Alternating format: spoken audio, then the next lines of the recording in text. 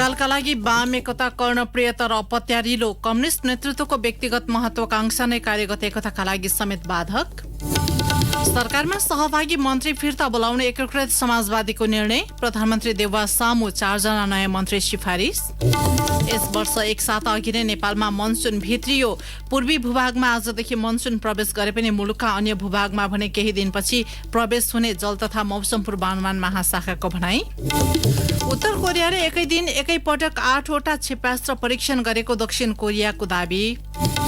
र कुशल भुटेल र आसिफ शेखले आइसिसी विश्वकप क्रिकेट लिग 2 अन्तर्गत ओमान विरुद्धको पहिलो खेल गुमाउने। सुभाष खकुरेललाई टिममा बोलाइयो। नमस्कार, कान्तिपुर डायरीका साथमा पुजनी र म पार्वता। समाचार अब विस्तारमा। सुरुमा कान्तिपुर सविस्तार। कान्तिपुर सविस्तार। वाम लोकतान्त्रिक गठबन्धन गरेर स्थानीय तहको निर्वाचनमा होमिए पनि अपेक्षा अनुसारको परिणाम नआएको भन्दै असन्तुष्ट कम्युनिस्ट शक्ति बीच वाम एकताको प्रसंग पुनः छेडिएको छ। यसअघि वाम एकता गरेर संघीय निर्वाचनमा झण्डै 2/3 मत प्राप्त गरे पनि त्यसलाई 3 वर्ष टिकाउन नसकेका वाम दलहरूबीच पुनः एकताको सम्भावना कति होला त? 2074 को संसदीय निर्वाचनमा वाम एकताको नाममा चलेको हुण्डरी नेकपाको विभाजनसँगै लगभग शान्त थियो। तर स्थानीय तह निर्वाचन 2079 को अन्तिम परिणाम सार्वजनिक भएपछि वाम एकताको मुद्दा फेरि पिउतिएको छ। विशेष गरी एकीकृत समाजवादीका सम्मानित नेता झलनाथ खनालले सम्मानजनक ढंगबाट गठबन्धन हुन नसकेको र यही असन्तुष्टिकै कारण वाम एकतालाई बल मिलेको अभिव्यक्ति दिएपछि राजनीतिमा नयाँ खिचडी पाक्न लागेको संकेत मिलेको हो। तर एक अर्कालाई खोक्रो राष्ट्रवादी र लम्पसारवादी भनेर चर्को आलोचना गर्ने शक्तिबीचको एकता कति सम्भव होला भन्ने प्रश्न पनि छ। राजनीति आफैमा सम्भावनाको खेल भएकाले अहिले उठेको वाम एकताको प्रसंग चियाको कपको तुफान मात्रै होला भन्न सकिन्न। एकीकृत समाजवादीका सम्मानित नेता खनाल, वामपन्थीहरूको बीचमा एकता हुनु चाहिँ वस्तुगत आवश्यकता हो। तर यति बेला वामपन्थी आन्दोलनका मेजर संगठनका नेताहरू अहिले वामपन्थी एकताको पक्षमा देखिनुहुन्न। त्यसो हुनाले तत्काल वामपन्थी एकताको आवश्यकता भए पनि त्यो सम्भावना चाहिँ निकै कमजोर। कम्युनिस्ट शक्तिहरूको सैद्धान्तिक धरातल कमजोर भएकै कारण वाम एकता बेला बखत हुने र टुट्ने गरेको छ। व्यक्तिगत लाभ, प्रतिष्ठा र पद लोलुपताकै कारण कम्युनिस्ट पार्टी विभाजन पनि हुने र पर्याय एकता पनि हुने यही कमजोर धरातलकै कारण हो। राजनीतिक विश्लेषक गेजा शर्मा वागले अघिल्लो पटक बनेको वाम गठबन्धनलाई 5 वर्षसम्म टिकाउन नसक्नेहरू बीच अर्को एकता बन्ने र त्यसलाई जनताले भोट हालेर जिताउने भन्ने अहिले नै कल्पना भन्दा बाहिर भएको तर्क गर्छन्। त्यो सरकार र त्यो गठबन्धन 3 वर्ष नहुँदै असफल भएर पार्टी सरकार मात्रै विघटन भएन, पार्टी नै विभाजन भएको कारणले गर्दा मलाई लाग्छ अहिले वाम गठबन्धन हुने सम्भावना निकै कमजोर देखिन्छ।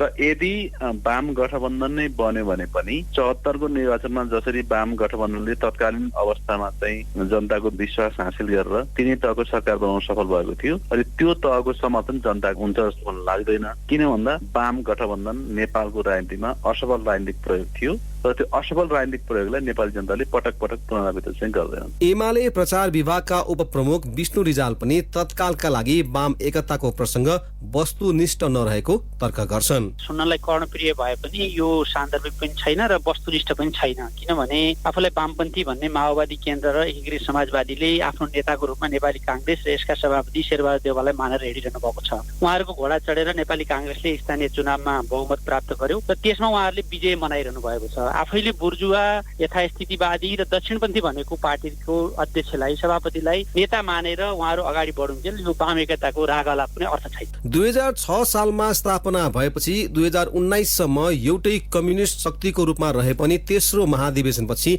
हालसम्म आउँदा कम्युनिस्ट घटकहरू विभिन्न खेमामा विभाजित भएका छन्, जसका कारण उनीहरूको स्कुलिङ त फरक छ नै, इतिहासको मूल्याङ्कनमा पनि आफ्नै धारणा छन्। नेकपा माओवादी केन्द्रका अध्यक्ष पुष्पकमल दाहालको यो भनाइले पनि यही संकेत गर्छ। हिजो एमालेलाई हामीले गठबन्धन र पार्टी एउटै बनाउँदा त हाम्रो उद्देश्य त राम्रो उद्देश्यका साथ हामीले गरेको हो नि, तर यति धेरै अहंकार आयो त्यसको लिडरशिपमा, सबै हामी नै हो भने जस्तो गर्यो। हामी त्यसका विरुद्ध विद्रोह गर्न पर्ने ठाउँमा पुगियो। अहिले कांग्रेसको फेरि त्यस्तै होला कि भन्ने डर पैदा भएको छ।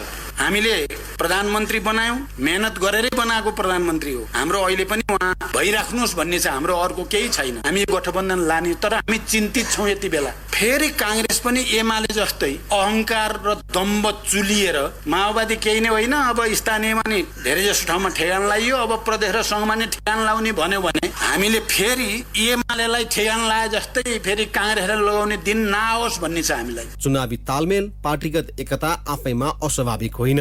त्यसका लागि सिद्धान्त र विचार मिल्ने शक्तिसँग एजेन्डामा एकता हुन सक्छ। यसअघि कम्युनिस्ट विचारधारा बोकेका पार्टीबीच एकता हुँदा समेत त्यो लामो समय नटिकेको दृष्टान्त नजिकै रहेकाले पनि वाम एकता पत्यारिलो विषय नरहेको ठान्छन् एमाले नेता रिजाल। वामपन्थी पार्टीहरू बीचको कार्यगत एकता भयो भने त्यसमा एजेन्डामा समानता हुन्छ भने, दक्षिणपन्थी पार्टीहरूको बीचको भयो भने उनीहरूको बीचको एजेन्डामा समानता हुन्छ। फाइदा घाटा हेरेर आफूलाई चुनावी जोड घटाउ हेरेर चाहिँ सिद्धान्तहीन ढंगले तालमेल गर्ने कुरा देखिन्छ। यो चाहिँ लोकतन्त्रको विकृति हो भन्ने ठान्छु म। राजनीतिक विश्लेषक वाग्लेका अनुसार आफू कमजोर भएको थाहा पाएपछि कम्युनिस्ट शक्तिहरू वाम एकताको राग अलाप्छन्। विगतमा नै कम्युनिस्ट पार्टीहरू असफल भएको कारणले गर्दा अब अहिले सबै पार्टीहरू कमजोर छन् र कमजोर भएको कुरा त भर्खरै सम्पन्न स्थानीय तहको निर्वाचनमा पनि पुष्टि भयो र नेपाली कांग्रेस ठूलो पार्टीको रूपमा स्थापित भएको कारणले गर्दा र आगामी निर्वाचनमा चाहिँ पराजित मानसिकताले ग्रसित भएको कारणले गर्दा अहिले पुनः वाम गठबन्धनको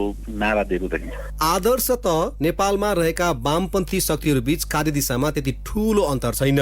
राजनीतिक कार्यदिशा स्पष्ट नभएकै कारणले यसअघिको वाम एकता 3 वर्ष नपुग्दै धरापमा परेको हो। टुक्रिएर छिन्न भिन्न भएका वाम पार्टीहरू पनि नीतिगत र सैद्धान्तिक रूपमा एकताकै पक्षमा भए पनि शीर्ष नेतृत्वको बढ्दो महत्वाकांक्षा र वाम लोकतान्त्रिक गठबन्धनले स्थानीय तह निर्वाचनमा पाएको सफलताले अहिले नै वाम एकताका लागि मार्ग प्रशस्त गरिहाल्ने अवस्था भने छैन।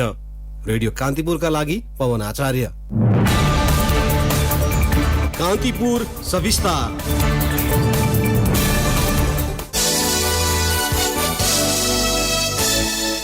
नेकपा एकीकृत समाजवादीले सरकारमा सहभागी मन्त्री फिर्ता बोलाएर नयाँ सिफारिस गरेको छ। पार्टीको सचिवालय बैठकले सरकारमा रहेका मन्त्रीलाई फिर्ता बोलाएर नयाँ पठाउने निर्णय गरेको हो। पार्टी प्रचार विभाग प्रमुख जगन्नाथ खतिवड़ाले जीवनराम श्रेष्ठलाई संस्कृति पर्यटन तथा नागरिक उड्डयन, मेटमणि चौधरीलाई शहरी विकास, शेरबहादुर कुँवरलाई श्रम तथा रोजगार मन्त्रीमा पठाउने निर्णय भएको जानकारी दिनुभयो। स्वास्थ्य तथा जनसंख्या राज्य मन्त्री रहेका भवानी खापुङलाई भने मन्त्रीमा बढुवा गरिएको छ। स्वास्थ्य राज्य मन्त्रीमा हिरा केसीलाई पठाउने निर्णय भएको एकीकृत समाजवादीले जनाएको छ। यसअघि संस्कृति पर्यटन तथा नागरिक उड्डयन मन्त्रीमा प्रेमाले, शहरी विकासमा रामकुमारी झाँक्री, स्वास्थ्य तथा जनसंख्या मन्त्रीमा विरोध खतिवड़ा हुनुहुन्थ्यो। यसैबीच अध्यक्ष माधव कुमार नेपाल र प्रधानमन्त्री शेरबहादुर देउवाबीच मन्त्री हेरफेर गर्ने विषयमा छलफल भएको छ। अपराह्न अध्यक्ष नेपालले सचिवालयको निर्णयका विषयमा प्रधानमन्त्री देउवालाई जानकारी गराउनु भएको थियो। अध्यक्ष नेपाल र प्रधानमन्त्री बीचको छलफल अनुसार भोलि एकीकृत समाजवादीबाट सरकारमा जाने मन्त्रीहरूको शपथ ग्रहण हुने एक नेताले बताए। यसैगरी हिजो बसेको सचिवालयको बैठकले स्थानीय तह निर्वाचनको समीक्षा गर्न 7वटै प्रदेशबाट सूचना संकलनका लागि पार्टीका शीर्ष नेताहरूलाई खटाउने निर्णय गरिसकेको छ। बैठकमा स्थानीय तहमा पुग्ने नेताहरूको जिम्मेवारी लगायतका विषयमा छलफल भइरहेको छ। स्थानीय तह निर्वाचनको स्थलगत समीक्षाले संघ र प्रदेशको चुनावी रणनीति तय गर्ने नेताहरूको भनाइ छ। यसैबीच एकीकृत समाजवादीले स्थानीय तह चुनावमा निर्वाचित पार्टीका जनप्रतिनिधिलाई 2 दिनको प्रशिक्षण प्रदान गर्ने भएको छ। असार 4 र 5 गते काठमाडौँमा विजयी सम्पूर्ण मेयर, उपमेयर, अध्यक्ष, उपाध्यक्ष, जिल्ला समन्वय प्रमुख, उपप्रमुख र वडा अध्यक्षहरूको लागि राष्ट्रिय अभिमुखीकरण कार्यक्रम गर्ने प्रचार विभाग प्रमुख खतिवड़ाले जानकारी दिनुभयो। कान्तिपुर डायरीमा अब ब्रेकको पालो। ब्रेकपछि कान्तिपुर डायरीमा अब बाँकी प्रसंग। यस वर्ष एक साता अघि नेपालमा मनसुन भित्रिएको छ। नेपालमा जुन 13 देखि मनसुन भित्रिने सरदर मिति हो। सरदर मिति भन्दा अगाडि नै नेपालको पूर्वी भूभागमा आजदेखि मनसुन प्रवेश गरेको जल तथा मौसम पूर्वानुमान महाशाखाले जनाएको छ। मुलुकका अन्य भूभागमा भने केही दिनपछि मनसुन प्रवेश हुने महाशाखाद्वारा जारी विज्ञप्तिमा उल्लेख छ। फागुन 17 देखि जेठ 17 सम्मको अवधि प्री मनसुनको हो। यस वर्ष काठमाडौँमा फागुन पहिलो सातादेखि नै छिटपुट वर्षा भइरहेको छ। वैशाख 1 पछि त झन् कारण काठमाडौँमा बढ़ी नै वर्षा भएको छ। मार्च अप्रिल र मे प्री मनसून हुने महिना हुन्। यसपटक मे महिना शुरू भएपछि मात्र सबैतिर वर्षा भएको छ। ढिलो गरी प्री मनसून सक्रिय भए पनि यो वर्षको मनसून भने करिब साता अघि नै भित्रिने संकेत देखिएको विभागले जनाएको छ। विज्ञहरूले बंगालको खाड़ी नजिकको निकोबार र एन्डमान टापुमा यसपटक औसत समय भन्दा करिब एक साता अघि नै मनसूनी गतिविधि सक्रिय भएकाले मनसून एक साता अघि शुरू भएको बताएका छन्।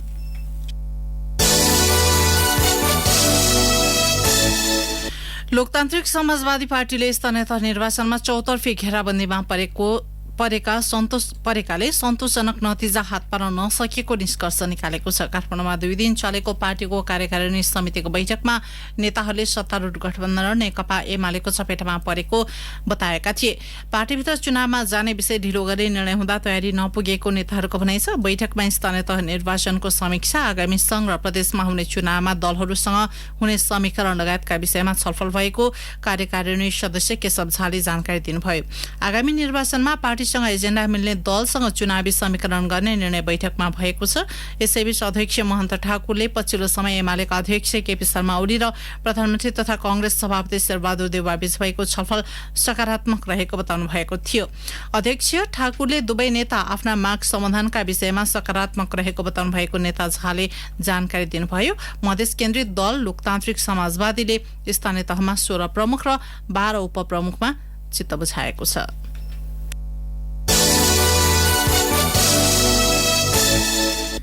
प्रधानमन्त्री शेरबहादुर देउवा र सभामुख अग्निप्रसाद सापकोटा बीच प्रधानमन्त्री निवास बालुवाटारमा आज भेटवार्ता भएको छ। अपराह्न भएको भेटमा प्रतिनिधि सभा अन्तर्गतको राज्य व्यवस्था तथा सुशासन समितिको रिक्त सभापति चयन, सार्वजनिक लेखा समितिको नेतृत्वका सम्बन्धमा छलफल भएको सभामुखको सचिवालयले जनाएको छ।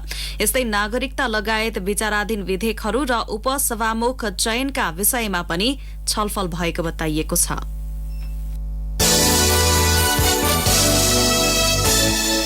रूपन्देहीको भैरवामा आज यात्रु बस दुर्घटना हुँदा 9 जनाको मृत्यु भएको छ। मृत्यु भएकामा बुटवल योगी कुटीका विष्णु पौडेल, रौतहटका दिनेश दास, बुटवल कालिका नगरका कृष्ण प्रसाद बस्याल, तिलोत्तमा नगरपालिका की तुलसी बस्याल, रूपन्देही मटेरियाका राजेन्द्र प्रसाद पाण्डे र बुटवल 6 का 40 वर्षीय अरविन्द शर्मा र उनका बुबा 56 वर्षीय नन्देश्वर शर्मा रहेका छन्। अन्य 2 जनाको पहिचान खुल्न बाँकी रहेको प्रहरीले जनाएको छ। दुर्घटनामा घाइते 24 मध्ये 16 जनाको अवस्था गम्भीर छ।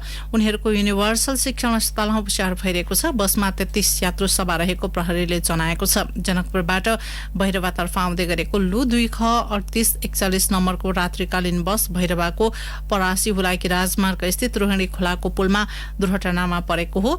बस पुलबाट खोलामा खसेको जिल्ला ट्राफिक प्रहरी कार्यालय रूपन्देहीका प्रहरी निरीक्षक केशव केसीले जानकारी दिनुभएको छ।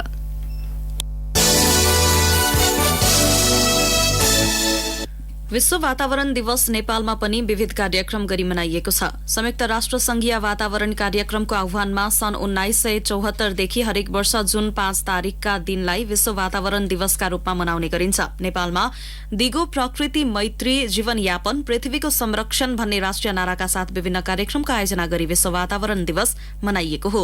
विश्वभर तापक्रम वृद्धिसँगै समस्या र चुनौती थपिएको छ। वातावरण प्रदूषणले पृथ्वीको तापक्रम बढ्न गई जलवायु परिवर्तन हुँदा हिउँ पग्लिने, हिमताल फुट्ने, बाढ़ी पहिरो जाने, बस्ती डुबानमा पर्ने जस्ता समस्या बढ़ेको छ। वातावरण प्रदूषणका कारण समस्याहरू पनि वृद्धि हुँदै गइरहेको छ। जलवायु परिवर्तनका कारण सिमसार क्षेत्र उल्लेख्य मात्रामा घटेको, प्रत्येक 10 जनामा 9 जनाले अस्वस्थकर वायुमा श्वास फेर्ने गरेको वन तथा वातावरण मन्त्रालयले जनाएको छ। यस्तै प्लास्टिकका कारणले हुने प्रदूषणका कारण वार्षिक 19 अर्ब अमेरिकी डलर बराबरको आर्थिक नोक्सानी हुने गरेको छ।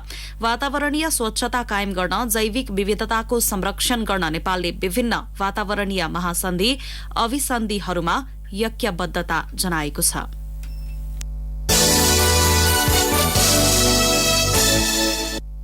मोटरसाइकल दुर्घटनामा घाइते भएका राप्रपा खोटाङका नेता जीवन कुमार श्रेष्ठको निधन भएको छ। दिक्तेलको रत्न पार्कमा शुक्रबार अपराह्न मोटरसाइकलको ठक्करबाट गम्भीर घाइते भएका श्रेष्ठको उपचारका क्रममा काठमाडौँको बाँसबारी स्थित न्युरो अस्पतालमा आज निधन भएको हो। मोटरसाइकल र दिक्तेल रूपाकोट मजुवागढी नगरपालिका 5 लफ्याङका चालक 17 वर्षीय अभिषेक राईलाई प्रहरीले नियन्त्रणमा लिएको छ। राईले आमा विष्णुमाया राईलाई लिएर दिक्तेल बजार आउँदै गर्दा रत्न पार्क स्थित सपिङ कम्प्लेक्स अगाडि दुर्घटना भएको थियो। दुर्घटनाकै दिन हेलिकप्टर मार्फत श्रेष्ठलाई काठमाडौँ ल्याइएको थियो। श्रेष्ठले गत स्थानीय चुनावमा दिक्तेल रूपाकोट मजुवागढी नगरपालिकाको प्रमुखमा उम्मेदवारी दिनुभएको थियो।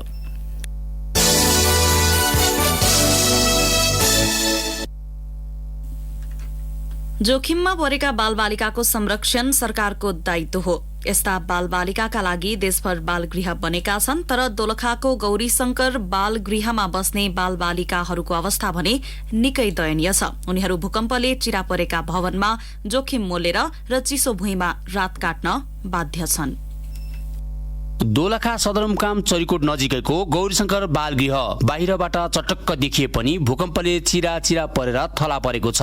यही बालगृहमा 28 जना बालक जोखिम मोलेर बसिरहेका छन्। जोखिमयुक्त भवनको चिसो भुइँमा रात काट्नुपर्ने बाध्यता मात्र छैन यहाँका बालकहरूलाई। हुम्ला, कालीकोट, रोल्पादेखि दोलखासम्मका जोखिममा परेका बालकहरूको जोखिम मोलेर बस्नु परेको बताउँछन् हुम्लाका इमान बोहरा। बस्न गाह्रै छ अनि अहिले हाम्रो कोठामा एउटा कार्पेट पनि छैन अनि अहिले बर्खा लाग्यो हैन अनि चुइरहेछ पानी। अहिले झन् एकदम गाह्रो हुन्छ। झ्यालको सिसाहरू पनि छैन हैन अनि मच्छरहरू छिरे गर्छन्। रातभरि सुत्न पनि पाइँदैन। बालगृहमा पानीको सुविधा छैन। शुद्ध खानेपानीका लागि बिहान उठ्ने बित्तिकै आधा घण्टाको दूरीमा धाएर पानी ल्याउनु पर्ने बाध्यता छ। वर्षाको मौसम छ, ओत समेत अभावमा कलिला यी बालबालिका करिब 1 घण्टाको पैदल हिँडेर विद्यालय पुग्ने गरेको बताउँछन् सिन्धुपाल्चोकका अस्मित टुङ्गेल। यहाँबाट आधा घण्टा 1 घण्टा लाग्छ जान। अनि बर्खामा पानी पर्छ, पानी पर्दा छाता छैन अनि स्कुल टाढा, स्कुल बस पनि छैन। स्कुलबाट पानी रह्यो भने रह्यो, नत्र बुक वहीँ राख्छौँ अनि भिज्दै आउने हो। बालगृहका बालकहरू मिठो खान र राम्रो लाउनु त परे जाओस्, रात समेत अनिदो बस्न बाध्य छन्।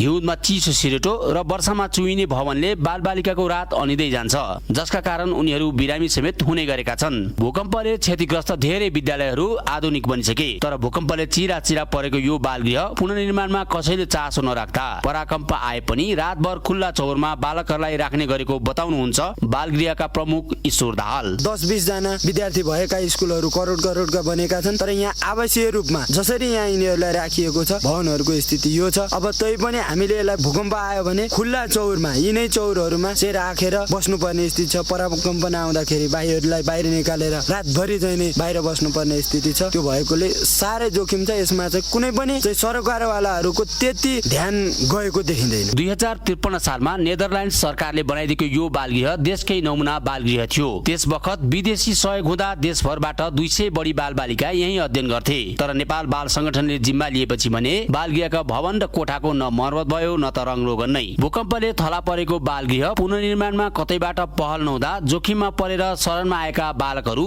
थप जोखिममा परेका छन्। रेडियो कान्तिपुरका लागि केदार शिवाकोटी, दोलखा।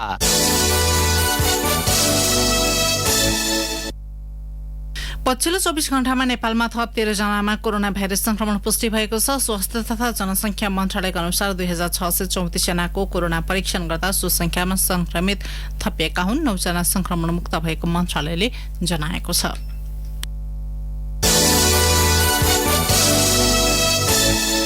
बाजुराको बुढीगंगा नगरपालिकामा स्थानीय तह निर्वाचनका लागि निर्वाचन आयोगले चौथो पटक निर्वाचन अधिकृत फेरबदल गरेको छ। दलहरूबीचको विवादका कारण पुनः मतदान गर्ने निर्णय गरेको आयोगले बुढीगंगाको निर्वाचन अधिकृतमा संघीय मामिला तथा सामान्य प्रशासन मन्त्रालय अन्तर्गत अतिरिक्त समूहमा कार्यरत लक्ष्मण बहादुर कठायतलाई तोकेको छ।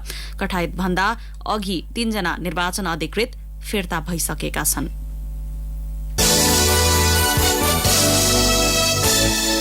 कान्तिपुर डायरीमा अब मनाङ डायरीको पालो।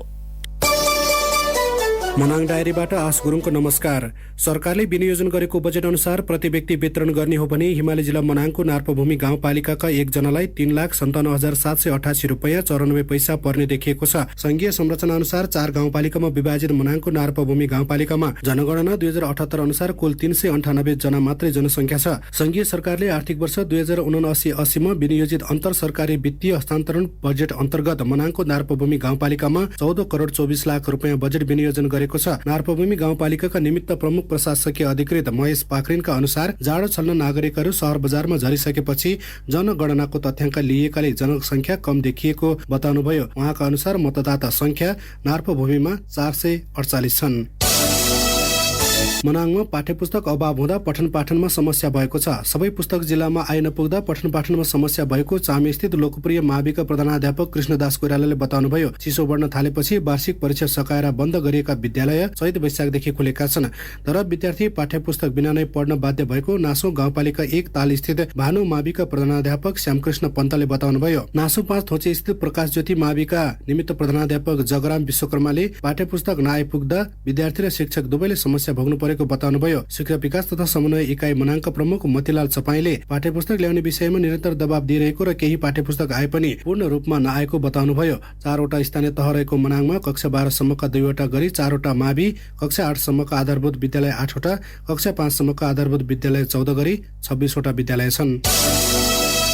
मनाङको लेकहरूमा यार्सगुम्बा संकलन गर्नेको भिड लागेको छ। केही ठाउँमा बेला बखत हिउँ परे पनि उनीहरूले यार्सगुम्बा संकलन कार्यलाई निरन्तरता दिइरहेका छन्। विकट नारको लेक जाने हुलाकी ओडारदेखि छङ्गाछुर भिरको बाटो गएर यार्सगुम्बा टिप्दै गरेका धादिङको रिगाउँका एका तामाङले यार्सगुम्बा संकलनका लागि लेकहरूमा संकलकहरूको भिड लागेको बताउनुभयो। उहाँका अनुसार संकलकले एउटाको 400 रुपियाँमा संकलन स्थलमै ठेकेदारलाई बिक्री गर्ने गरेका छन्। अन्नपूर्ण संरक्षण क्षेत्र आयोजना एका मनाङका प्रमुख लेखनाथ गौतमका अनुसार मनाङभरि अन्दाजी 1500 देखि 2000 को हाराहारीमा यार्सगुम्बा संकलक लेखमा छन्। मनाङमा यार्सगुम्बा संकलनमा 12 वर्षपछि जिल्ला बाहिरका बासिन्दालाई अनुमति दिइएको छ। नारको लेखमा 2066 जेठमा 7 जना गोर्खालीको हत्या भएपछि यार्सगुम्बा संकलनमा बाहिरी जिल्लालाई प्रतिबन्ध लगाउँदै आएको थियो। यार्सगुम्बा संकलन गर्न आउनेका लागि स्थानीयलाई प्रति व्यक्ति 10,000 रुपियाँसम्म, जिल्लावासीलाई 15,000 रुपियाँसम्म र जिल्ला बाहिरका व्यक्तिलाई 20,000 देखि 35,000 रुपियाँसम्म लेख हेरेर पुर्जी दिने गरिएको छ। विशेषर चामी सडकमा पर्ने मनाङको चामी गाउँपालिका 1 तिमाङको छहराको 2 ठाउँमा काठे पुल विस्थापन गरी स्ल्याब ढलान गरी पक्की पुल निर्माण गरिएको छ। डुम्रे विशेषर चामी सडक योजना प्रमुख इन्जिनियर अच्युत विलास पन्तले तिमाङ छहराको 2 ठाउँमा काठे पुल हटाएर स्ल्याब कल्भर्ट पुल निर्माण गरिएको बताउनुभयो। काठे पुलमा जस्तो भाँचिने, चिप्लिने, साँगुरो हुने समस्या अब नहुने उहाँले बताउनुभयो। अहिले सानो छहरा भएको ठाउँमा 6 मिटर र ठूलो छहरा भएको ठाउँमा 7 मिटरको 5-5 मिटर चौडाइका स्ल्याब ढलान गरी पुल निर्माण गरिएको उहाँले बताउनुभयो। कार्यालयका सूचना अधिकारी इन्जिनियर पुरुषोत्तम अधिकारीले तल्लो तिमाङ स्ल्याब कल्भर्ट पुल भ्याट र कन्टिन्जेन्सी सहित 11,85,539 रुपियाँ 51 पैसा र माथिल्लो तिमाङ स्ल्याब कल्भर्ट 19,94,372 रुपियाँमा निर्माण गरिएको बताउनुभयो।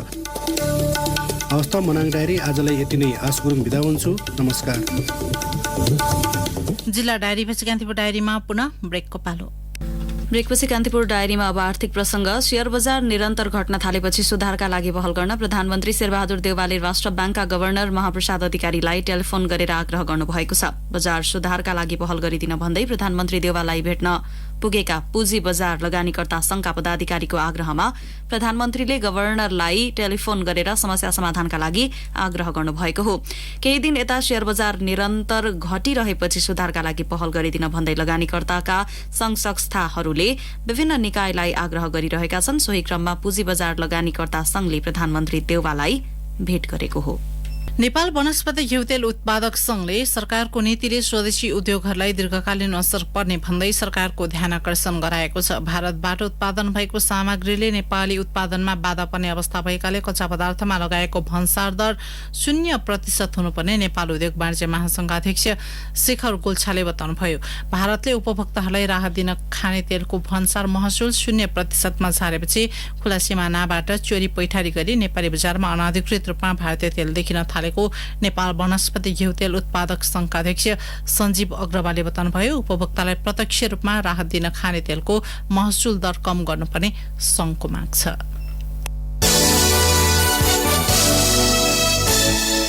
अब अन्तर्राष्ट्रिय प्रसंग। उत्तर कोरियाले एकै दिन एकै पटक 8वटा क्षेप्यास्त्र परीक्षण गरेको दक्षिण कोरियाले दावी गरेको छ। दक्षिण कोरियाको जोइन्ट चिफ अफ स्टाफले प्योङयाङबाट पूर्वी किनारा स्थित समुद्रमा क्षेप्यास्त्र प्रहार गरिएको दावी गरेको हो। जापान सरकारले पनि क्षेप्यास्त्र प्रहारको पुष्टि गरेको छ। सन् 2022 सुरु भएपछि मात्रै उत्तर कोरियाले क्षेप्यास्त्र परीक्षण गरेको यो 18औं पटक हो। पछिल्लो परीक्षणलाई उत्तर कोरियाको शक्ति प्रदर्शनका रूपमा लिएको छ। उत्तर कोरियाले एकै पटकमा यति धेरै क्षेप्यास्त्र प्रहार गरेको यो पहिलो पटक हो। अमेरिका र दक्षिण कोरियाले संयुक्त सैन्य अभ्यास टुंग्याएको एक दिनपछि उत्तर कोरियाले 8वटा क्षेप्यास्त्र परीक्षण गरेको हो।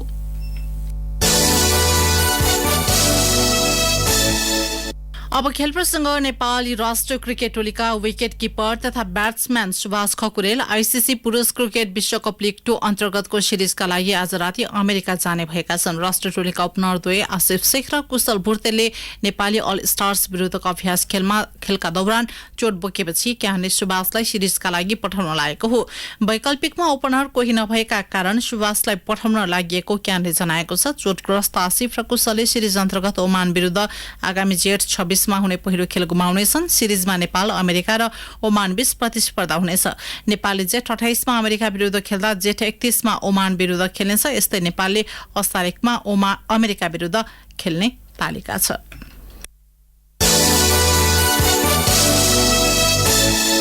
फिफा विश्वकप 2022 को युरोपेली छनौटको प्लेअफको फाइनलमा वेल्स र युक्रेन बीच प्रतिस्पर्धा हुँदैछ। खेल वेल्सको कार्डिफ सिटीमा नेपाली समय अनुसार आज राति 9:30 बजे शुरू हुनेछ। वेल्सले दोस्रो पटक विश्वकप खेल्ने लक्ष्यसहित युक्रेनको सामना गर्न लागेको हो। यता प्लेअफको सेमी फाइनलमा स्कटल्याण्डलाई 3-1 गोल अन्तरले पराजित गर्दै युक्रेनले प्लेअफको फाइनलमा वेस्टसँगको भेट पक्का गरेको हो। यस खेलको विजेता आगामी नोभेम्बरमा कतारमा आयोजना हुने विश्वकपमा इंग्ल्याण्ड, अमेरिका र इरानको समूहमा छनौट हुनेछ।